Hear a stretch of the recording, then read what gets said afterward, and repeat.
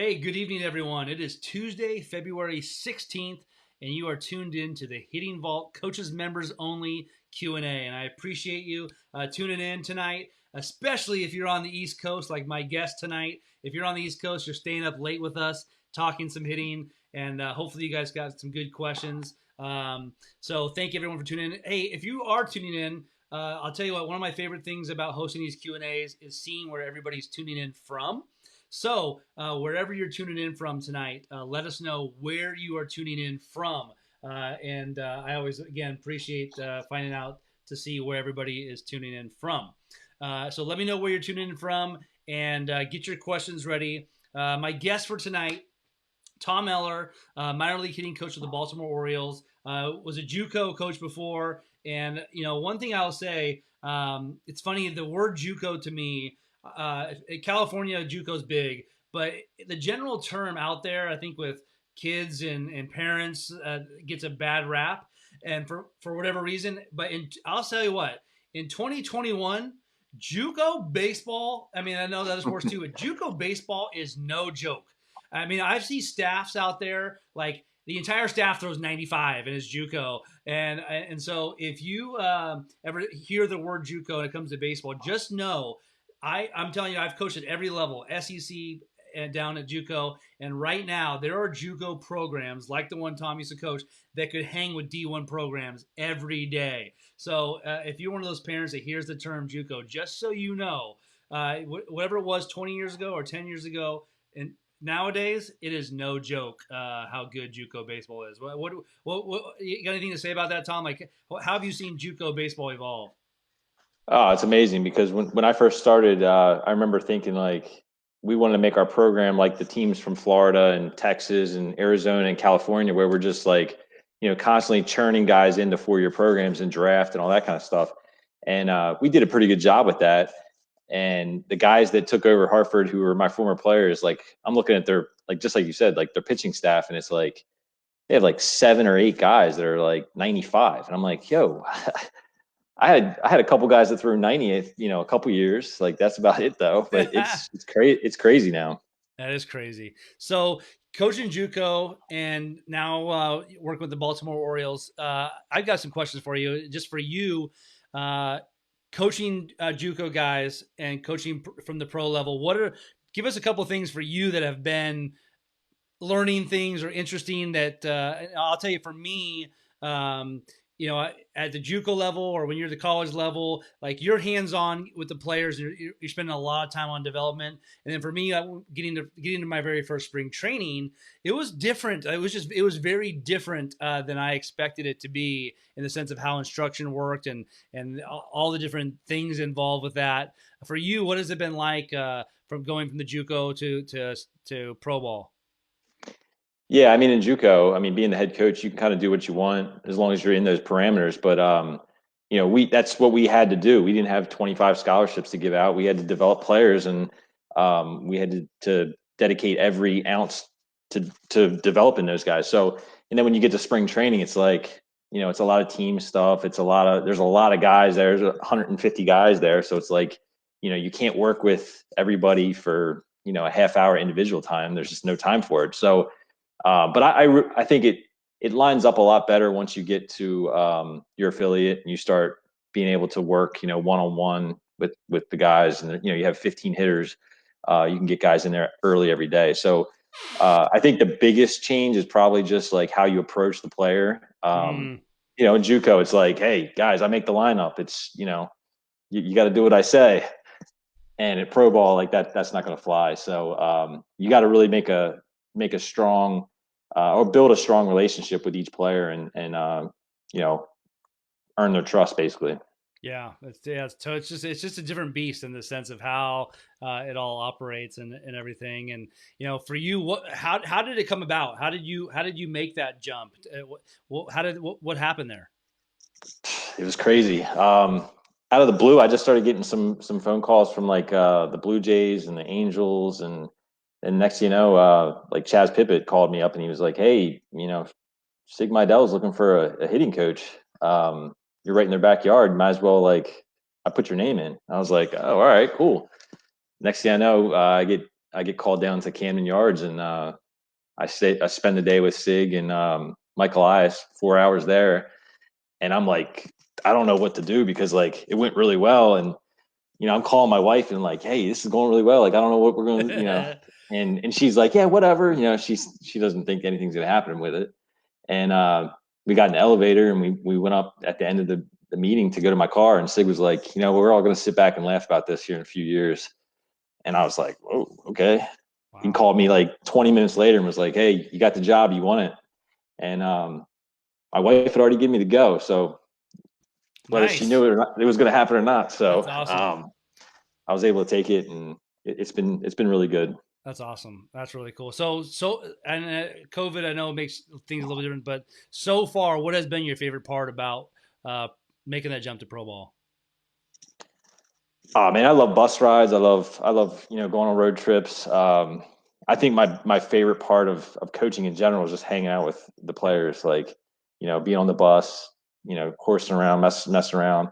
I love seeing the light bulb go on with those guys, and them just being able to go out and do the job. Yeah. Hey, if you're just tuning in right now, this is the coaches members only hitting vault Q&A with my special guest Tom Eller with the Baltimore Orioles organization, and we are answering your questions live Q&A. So get your questions in and let me know where you're tuning in from tonight. I would love to be able to see where you guys are all tuning in from. I'll tell you, Tom. I'll tell you my question. Next question for you is. At the JUCO level, younger guys, and I know you've worked with younger kids too. What would you say? Is there anything that you have realized at that level for a JUCO player, swing wise, hitting wise? What was like the one? Is there one or two things that like, hey, we spent a lot of time on this. This was the kind of the one thing that kind of they needed to make the leap.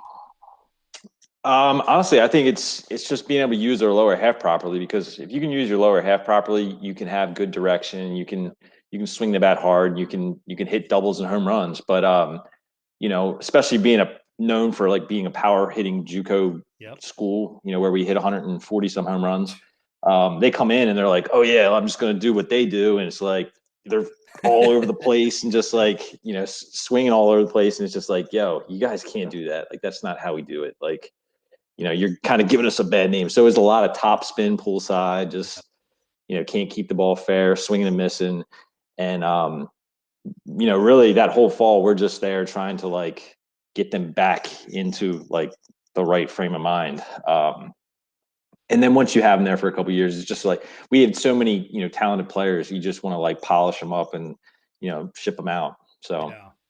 Yeah, that's funny that you mentioned that because that was probably the first time that you were on my radar. Is following Twitter, and I remember that season that you had. And I'm kind of watching Twitter. I'm like, this team is hitting a lot of home runs.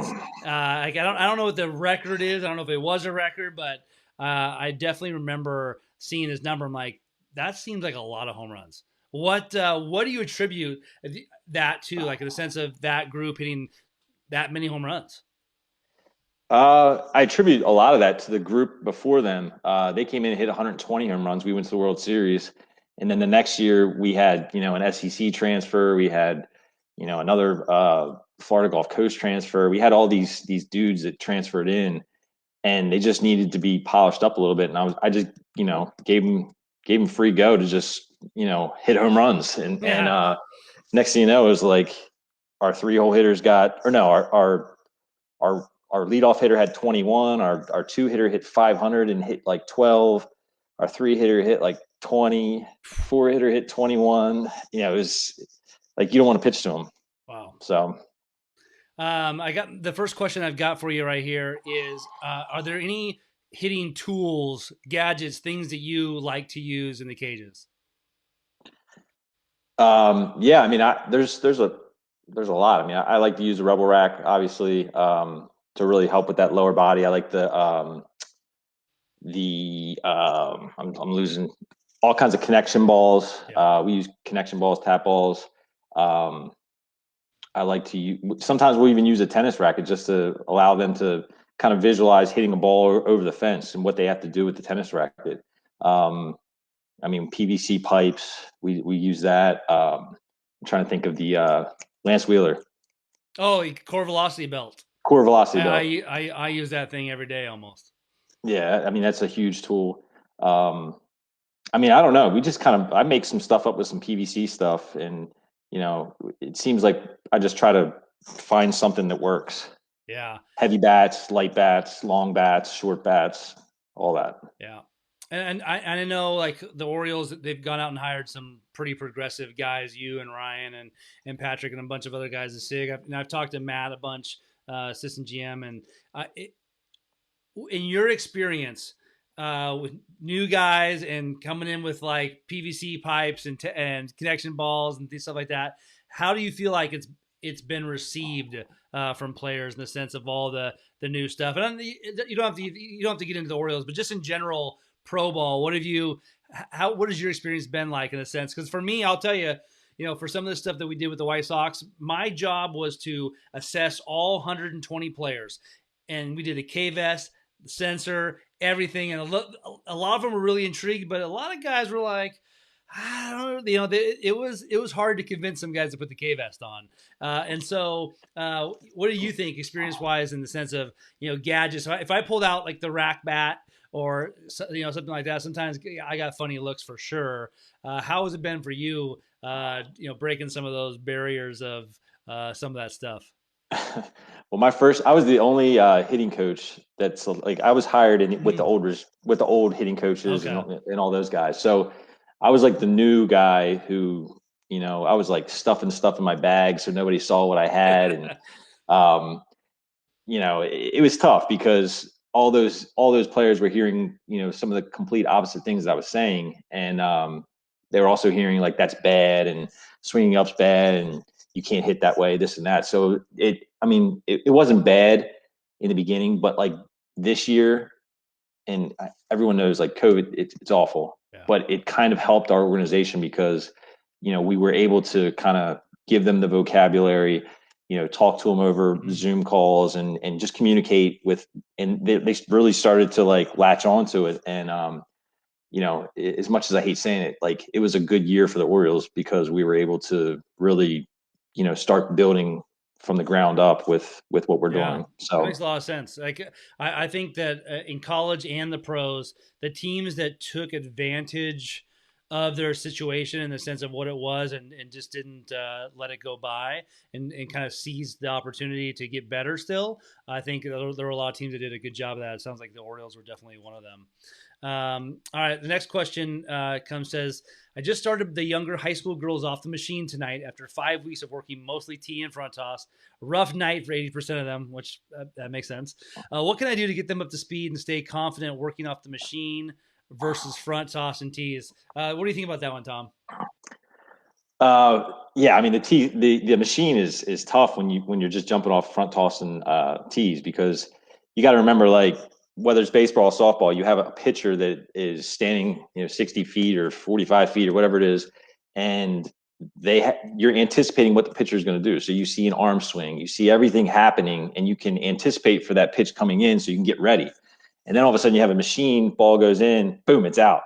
So the timing, it's all about timing. I'll say this: I could answer all these questions tonight with saying hitting is about timing, because it is. And if you're not on time, you don't have a good shot at being a good hitter. So I would just personally say, get used to it, slow it down. I always talk to our hitters about, like, as I go to put the ball in, so I drop it in. I'm trying to move my hand inside the. Yeah, As I drop the ball in, the front foot has to start moving. So yeah. I got to get it going. Yeah, we talk a lot about like trying to give them some type of arm action, some type of timing mechanism. If you're just dropping the ball in the machine, hitters are toast. So I would say one advice is making sure to give them some type of timing mechanism. Like for me at Fresno State, we had a good the shoot that the ball kind of rolls down, so that gives you some timing mechanism. And I would say, my best advice for that, I'll tell you, at Fresno State last year softball, when we got back in January after the break, I cranked that machine up, and after the first two practices, I know players were pissed off at me. They were mad, and I brought them together and said, "Hey guys, I understand this is tough, but the learning curve is going to be fast. And in a couple of days, you're going to start getting better at it, and it's going to get better. And in 2 weeks from now, it's gonna be a lot better. You got to kind of initiate them through fire. I would say if I had a younger girls for that, I would just slow the machine down to a comfortable speed, and then start getting, as they get more comfortable with it, kind of turning it up a little bit. So, And if I could add one thing too, yeah, just like let them know failure is fine, because like yes, if they think that, like, if you do it in front of a bunch of people standing around a cage, it's going to be really bad. yeah. But if you let the whole group know that, hey, it's okay to swing and miss, like this is hard, we're just trying to get better, like it's going to go a long way. Yeah, I think you got to really communicate expectations on what you expect in that cage, because it is going to be rough for a little while, and so you've got to be able to pull them back together and be like, "Hey, I know this is tough. I know this sucks, but I'm not creating the starting lineup based on the cage tonight and how that did." So, let's see. The next question for the night is: what are some practice methods to help young hitters recognize pitches and make adjustments? You just said timing. How do you teach that well? So, any tips, Tom, on how you train for timing and pitch recognition? Yeah, I mean, I think you have to learn to be able to load properly first. So like have a good early slow load to allow the hitters to see the pitch and understand what's coming, because you see a lot of hitters that they start late and then everything's rushed through their entire swing and they don't ever really see the ball. I think the one thing that once you start getting guys to load a little bit earlier and a little bit slower, they start actually seeing the ball a little bit better, and it becomes a lot easier. So, if you have a machine that you can kind of, I know I have a hack attack that we can randomize pitches. That's always a good thing to do. It's hard, but it's a good thing to do. And I would also say, just like the more you can throw at them, that's random, the more their brain is going to basically process that, and it's they're storing all those pitch locations and pitch shapes in their head, and they don't even know it, and they're going to get better. Yeah, something Tom touched on a little bit that I would say, like in the vault, we talk a lot about tempo and controlling your load and stride. And I would say young hitters, all in major leaguers, like if you can't control your load and your stride with good tempo, like the rest of the swing is really difficult. You've got to be able to control that. And if you're fast in your load or you're slow in your load, then fast in your stride. I always told, I've coached college a long time, and Tom has too. Like when my pitching coach is sitting nearby and I see the other team's hitters like really fast in a load and stride, I'm like, hey, you need to start throwing that hitter a changeup. You got to start mixing speeds on them, because if they can't control their body in your load and your stride, your timing is going to be really difficult to control. And now you're trying to adjust every single pitch on every little thing. But when you have this nice early load and it's controlled and it's this nice controlled stride, and you can control that with good tempo, it makes it way easier to adjust the pitches, and timing can be much easier. So, we have a drill we talk a lot about, that if you have younger kids, one of the fun drills that I do all the time, we call it the kaboom drill. And what I do is I make if you have 8, 9, 10-year-olds, you can do it with older kids too, but it's funner with little kids. I make them say the words kaboom in their swing. And so when they're loading or striding, they'll say, you can come up with anything you want, but when they say it out loud and they can hear their tempo a little bit, sometimes younger kids can kind of control that a little bit. But I would say that if you have the money and the means, and I know a lot of college programs do, pro teams do, like we had the E-Hack or the I-Hack machine that mixes pitches up. That thing is worth every penny of that machine to be able to change speeds and directions, and that really helps with changing stuff up. But if you can't afford that, I'll tell you what, if I have younger kids, even with just in front toss, mixing up arm slots and mixing up arm speeds and all that stuff, just making it fun and making it a competition and changing stuff can be really helpful. So we've got about 10 minutes left on this live Q&A. So get your questions in now. And our Hitting Vault Coaches Members Only Q&A. Tom, my next question for you is, we get a lot of questions about bat length and weight. Any tips or thoughts on that? I said, for me, I deal with a lot of softball players, and a lot of softball players, in my opinion, swing a bat that's way too light. In baseball, we've got these kids, a lot of kids who are transitioning from 13, 14 years old, and they go to drop threes. Any thoughts on just bat length and size, and what's the best way to figure that out if you're a parent? Yeah, I mean, if the bat swinging your player, I mean, obviously that's an issue. If you're continuously just dragging the bat around with your elbow and spinning into the ground, I mean, that's an issue. Personally, I think you can get a lot of you can see a lot about a player's swing if they do swing a heavy bat, because they have to learn to like self-organize and turn it the right way. I know when I was my first year in college, I had this really big heavy wood bat that I would take BP with, and it was probably way too heavy for me, but I learned how to swing it, and I learned how to get the head out, and I think that's really what truly created the swing path that I had. So I think that I think bigger is better, as long as it's not swinging you. Um, I used to always we'd have guys ask for 32-inch bats in college, and I would not buy them. I would only I would make everybody who used a 33 bump up to a 34, and everybody who uses a 32 bump up to a 33. And you know, it, they just don't realize how they can swing a bigger bat. It's an ounce. Yeah. It's an inch and an ounce. Yep. You can do it. Yeah, I'll never forget back in 2016, I was the head softball coach at Menlo College, and the head baseball coach, Jake McKinley, who's now the farm director for the Brewers. He had Lucas Urseg, first round draft pick, on his team, and they were trying to get 35-inch bat for him, like a 35, 32, and Yeah. and talking to bat companies about that, and it's like, that's kind of where we're at with a lot of these guys, these big. I've worked with a guy named Jake Gatewood with the Brewers, and 6'5", 225, 230. These guys can swing these bats, especially with the technology and with the limited bats in college and stuff. So, yeah, I'm totally with you. For younger kids, you can if the bat is laboring, you can see. But as guys and girls are getting older, I always tell them, swing as heavy as bad as you can, that your bat speed's not dropping off to this point where it's like you can tell it's laboring and it's affecting it. But it's the fun thing about hitting and physics and math and all that stuff is like force is acceleration times mass, and so if you can put a lot of force into this ball, and with the weight of the bat and obviously the speed of your swing, always go for more mass if you can. And it's funny for me, when I first got my hit tracks in 2015, when it first came out, I bought a hit tracks, and I had all these pro guys training with me before spring training. And a lot of pro guys 5 years ago, exit velocity, they didn't really know what their exit velocities were. And so they started taking out different size bats and seeing like, oh, with this bat, I'm getting 2 or 3 more miles an hour versus this bat. And again, like you said, guys swinging 32s, it's like, come on, bro.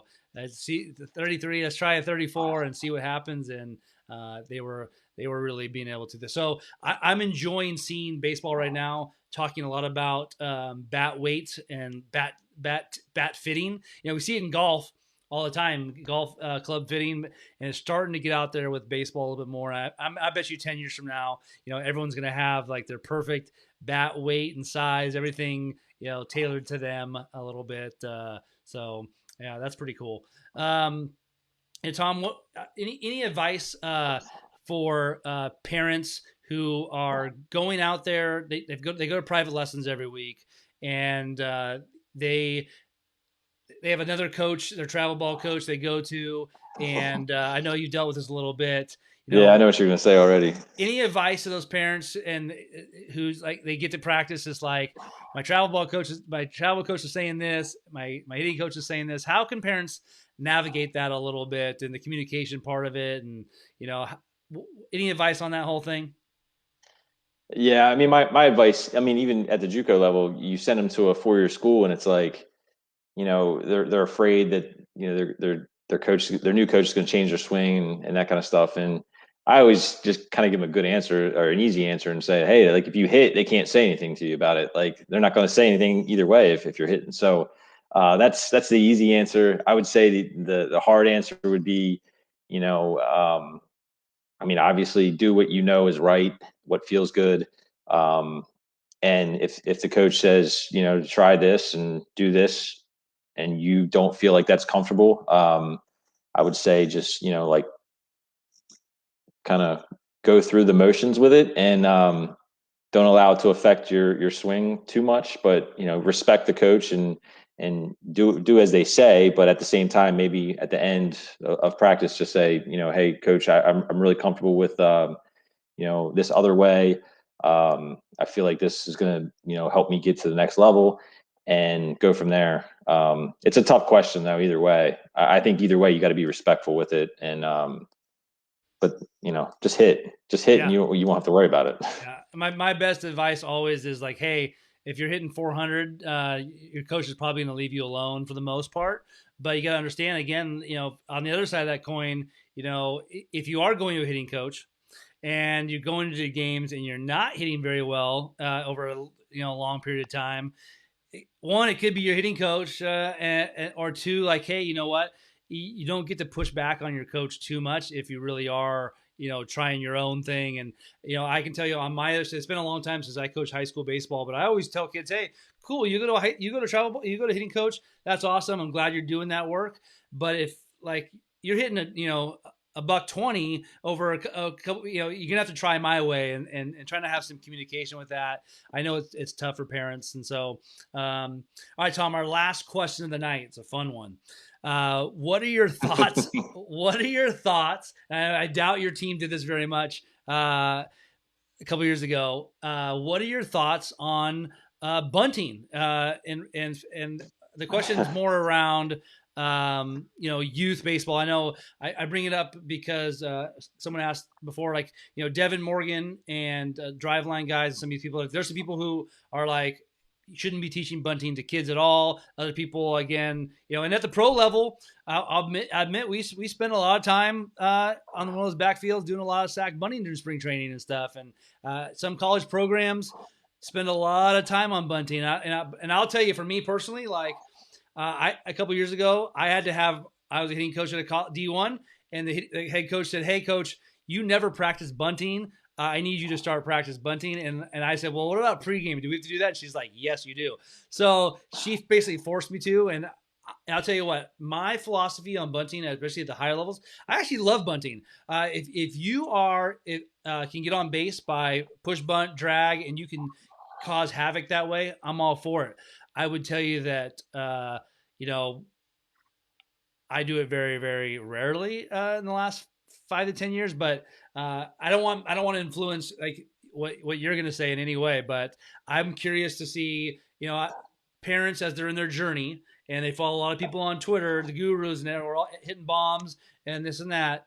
What's your thoughts on travel ball and bunting, JUCO ball and bunting? What do you think?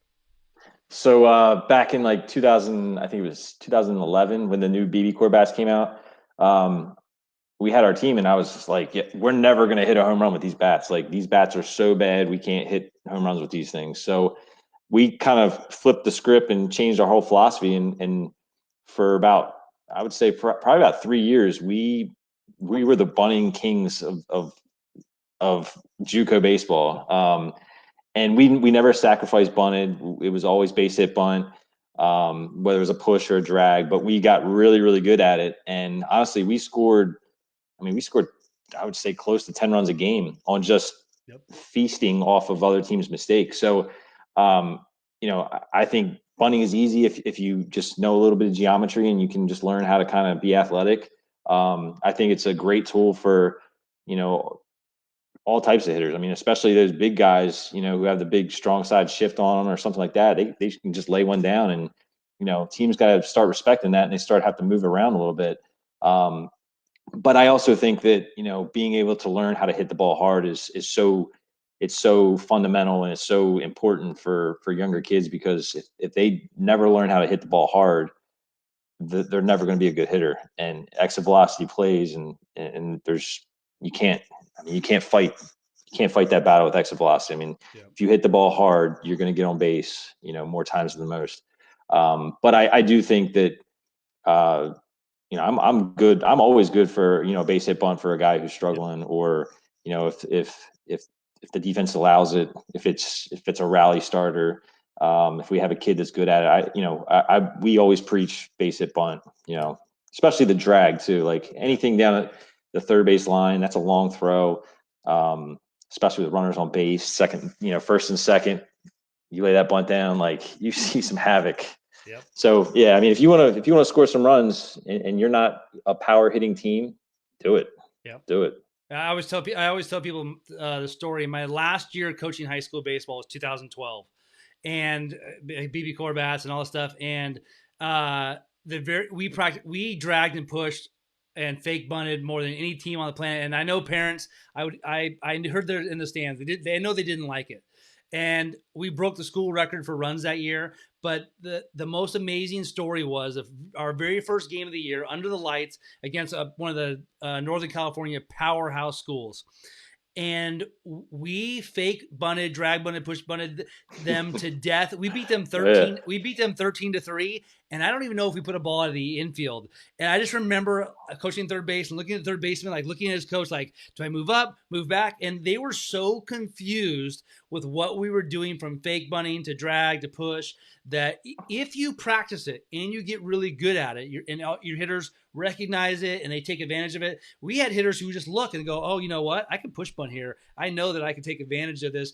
Pitcher falls off to the third base side, or the third baseman, is lazy and he doesn't come up at all. He doesn't make adjustments, and drag and I tell you what, we used to drag with two outs all the time, and teams that just didn't expect it. And so, like I said, I think that Twitter hitting Twitter and guys like you and I and coaches who are known for their power hitting teams. I think bunting gets a bad rap, and I'll tell you, the only time I ever sacrifice bunt is like, hey, the game's on the line, runner on second, no outs, and like there's certain situations, but sack bunting from first to second, I've probably done it once in the last 10 years. But I think everyone jokes about no bunting, but I will tell you, as a weapon and a tool, if you spend time on practicing, and the same thing goes with base running.